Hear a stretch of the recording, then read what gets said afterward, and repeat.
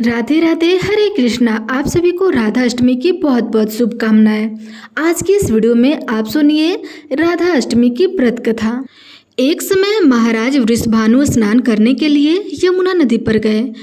आसपास का वातावरण शांत था। मंद गति से सुगंधित वायु लहरा रही थी। चिड़ियों की मधुर आवाज के बीच में महाराज वृषभानु ने एक सुंदर दृश्य देखा।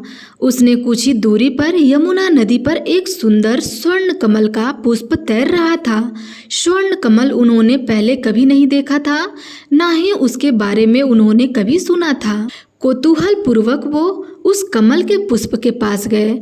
वहां जाकर के उन्होंने देखा कि उस कमल की पंखुड़ियों के बीच में एक अत्यंत सुंदर और सुकोमल बालिका सोई हुई थी। उसका वर्ण पिघले हुए स्वर्ण के समान था। नेत्र कमल की पंखुड़ियों के समान थी।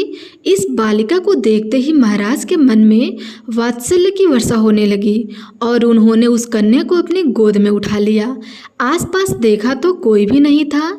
इस प्रकार एक नवजात शिशु को किसने छोड़ गया होगा, वह ऐसा विचार कर ही रहे थे कि तभी वहां ब्राह्मण जी प्रकट हुए और बोले, हे वत्स, तुमने और तुम्हारी पत्नी ने अनेकों वर्षों तक घोर तपस्या की थी ताकि तुम भगवान श्री हरि की संगनी को अपनी पुत्री के रूप में प्राप्त कर सको, और इस जन्म में तुम्हारी इच्छा पूर्ण हुई है। यह बालिका साक्षात भगवान की अंतरंग शक्ति है। माता लक्ष्मी का प्राकट्य भी इन्हीं से हुआ है। जाओ, इन्हें अपने घर ले जाओ और प्रेम पूर्वक वात्सल्य और स्नेह से इनका पालन पोषण करो।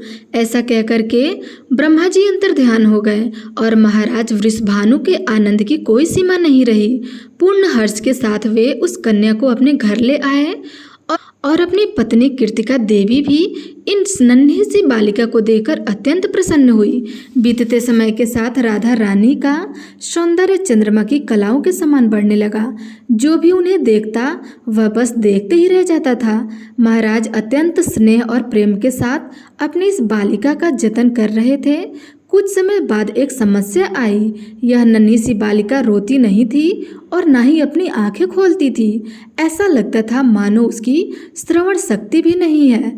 यह देखकर कृतिका देवी और महाराज वृषभानु अत्यंत चिंतित रहने लगे। फिर क्या था, उनकी इस समस्या का समाधान करने नारद मुनि आ पहुँचे।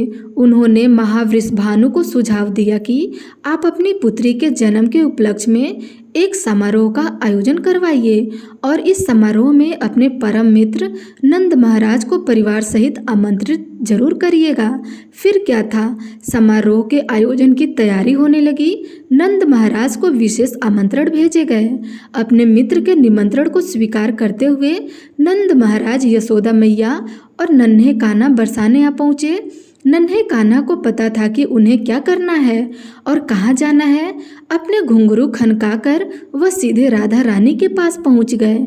जैसे ही कृष्ण के पालने में सोई हुई राधा रानी की ओर देखा तो उनकी सुगंध से राधा रानी जान गई कि उनके प्राण प्रिय श्री कृष्ण आ गए हैं।